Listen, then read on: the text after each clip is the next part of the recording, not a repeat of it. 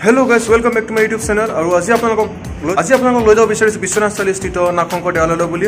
আৰু বহুত দিন হ'ল আপোনালোকৰ মাজলৈ এনেদৰে ব্লগ লৈ অহা নাই। আজি ভাবিছো আপোনালোকৰ বাবে এটা ব্লগ লৈ আহোঁ আৰু আজি সেইকাৰণে আপোনালোকক লৈ যাব বিচাৰিছো বিশ্বনাথ চাৰিআলি স্থিত নাগশংকৰ দেৱালয়লৈ বুলি। নাগশংকৰ দেৱালয় গৈছিলোঁ মোৰ ভাগিনৰ বাৰ্থডেৰ কাৰণে আৰু বাৰ্থডেও চেলিব্ৰেট কৰিলোঁ। তাৰ লগতে মই ভাবিলোঁ আপোনালোকক নাগশংকৰ দেৱালয়খন ভালকৈ দেখাই দিওঁ আৰু নাগশংকৰ দেৱালয়ৰ বিষয়ে কিছু কথা জনাবলৈ চেষ্টা কৰোঁ। গতিকে বলক।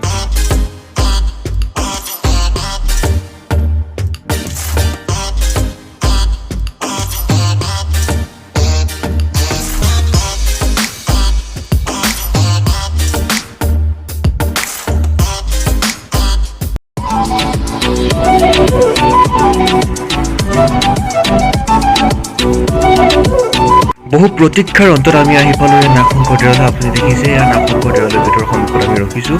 ইয়াৰ পিছত আমি নাগশংকৰ দেৱালয়ৰ ভিতৰলৈ সোমাবলৈ চেষ্টা কৰিম। যান বাহন ৰখা নিষেধ দিয়া থাকো বাইক ৰখা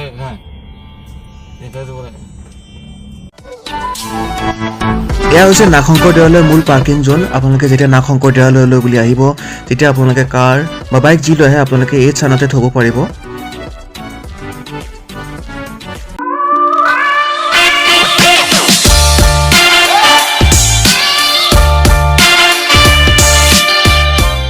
প্ৰথমতে আমি মাহ প্ৰসাদখিনি জমা দি লওঁ। ইয়াত আমাৰ মাহ প্ৰসাদ জমা দি আছে, মাহ প্ৰসাদ জমা দি লওঁ। ইয়াৰ পিছত মাহ প্ৰসাদ দিয়াৰ পিছতে আপোনালোকে এখন কুপন ল'ব লাগিব। ইয়াত কুপন দেখিছে, কুপন কাটি আছে।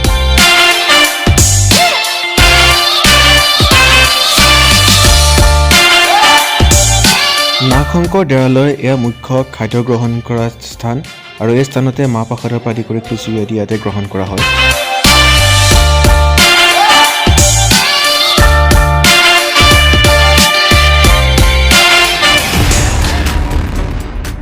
আহক আমি প্ৰথমতে চাকি বন্তি জ্বলাই লওঁ। চাকি বন্তি জ্বলাই আমি মন্দিৰৰ ভিতৰত প্ৰৱেশ কৰিম আৰু আমি মন্দিৰৰ ভিতৰ চোৱা আপোনালোকক দেখাবলৈ চেষ্টা কৰিম।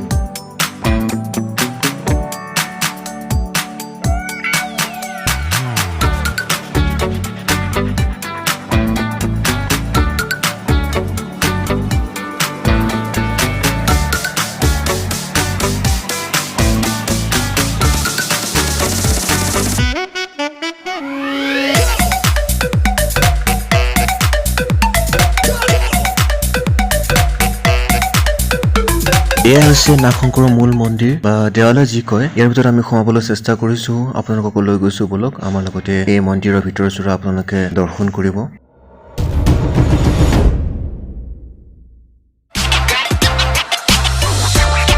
এয়া হৈছে মন্দিৰৰ মূল ভিতৰ ভাগ আৰু আপোনালোকক লৈ আহিছো মন্দিৰৰ ভিতৰ ভাগ। আমি দেৱালয়ৰ ভিতৰত ইয়াত প্ৰৱেশ কৰিছো। প্ৰৱেশ কৰাৰ পিছত আপোনালোকে দেখিবলৈ পাইছে ইয়াত এটা শিৱ মূৰ্তি আছে। ইয়াত আপোনালোকে যিসকলে আৰাধনা কৰিব বিচাৰে ইয়াত আহি পেলাই আৰাধনা কৰিব পাৰে আপোনালোকে। লগতে ইয়াৰ ভিতৰত এটা গহ্বৰ বা খাল আছে, যিটোৰ ভিতৰত কি আছে আমি ভালকৈ গম পোৱা নাই। হয়তো মাছ আছে, মাছ বা কাছ কিবা আছে।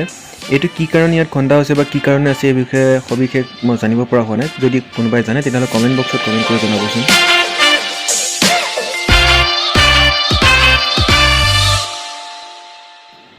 আহক আমি এতিয়া মন্দিৰৰ পূজাৰীৰ ওচৰত সেৱাভাগ লৈ লওঁ। নিপন দাই সেৱা লৈছে, ইয়াৰ পিছতে ময়ো সেৱাভাগ লৈ লওঁ। তাৰপিছতে মন্দিৰৰ বাকী থকা ঠাইবোৰ আপোনালোকক দেখাবৰ কাৰণে চেষ্টা কৰিম।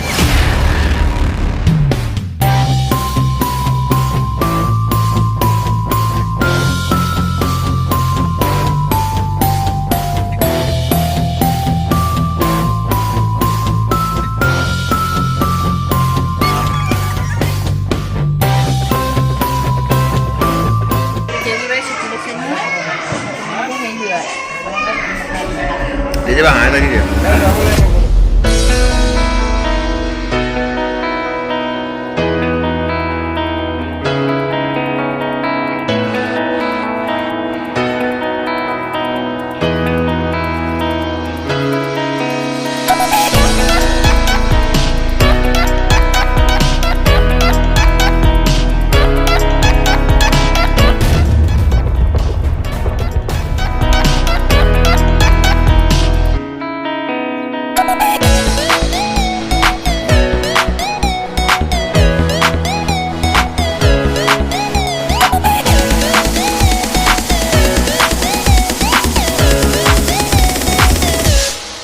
জীৱনত ইমানবোৰ কাছ কেতিয়াও দেখা নাছিল একেলগে সৌভাগ্য হ'ল যে নাগশংকৰ দেৱালয়লৈ গ'লো আৰু এইদৰে কাছবোৰ দেখাৰ সৌভাগ্য হ'ল আপোনালোকে কেতিয়াবা নাগশংকৰ দেৱালয়লৈ বুলি আহিলে এই ওচৰতে থকা পুখুৰীটোত যাবৰ কাৰণে নাপাহৰিব ইয়াত যদি আপোনালোকে কল দিয়ে বা কিবা ফল মূল দিয়ে তেতিয়াহ'লে তাত থকা কাছবোৰ আহি এইবোৰ খাদ্যবোৰ গ্ৰহণ কৰে কাছবোৰে এইদৰে কলবোৰ খোৱা দৃশ্যবোৰ সঁচাই বৰ মনোমোহা আপোনালোকে আহিলে ইয়াত সঁচাই আপ্লুত হ'ব মস্তি ফুল এনজয় ভিন্দৰ লগত আহিছোঁ কাছবোৰ চাবৰ কাৰণে পুনৰবাৰ আৰু আপোনালোককো দেখাওঁ সঁচাই বৰ ধুনীয়া এটা পৰিৱেশ আপোনালোকে আহিলে ইয়াত যাবলৈ মন নাযাব লাগিলে বহুত ভাল লাগিলে কি কেনেকুৱা লাগিলে কোৱা বমা আজি আহি ভাল লাগিছে কিমান ভাল লাগিল বহুত ভাল লাগিছে তই কি হেৰি কৰিছ কোৱা অকণ অকণ লৈ লৈছোঁ কোৱা বহুত ভাল লাগিছে আজি বহুত ভাল লাগিছে বঢ়িয়া আপোনালোকো আহিব বহুত ভাল লাগিব ইয়াত আহিব এয়া আপোনালোকে দেখিছে নাগশংকৰ দেৱালয়ৰ মূল বিবাহ ভৱন আৰু অতিথিশালা বিবাহ কিবা অনুষ্ঠিত হ'লে আপোনালোকৰ ইয়াতে অনুষ্ঠিত কৰা হয় আৰু অতিথি আহিলে আপোনালোকে ইয়াতে থাকিব পৰা ব্যৱস্থা আছে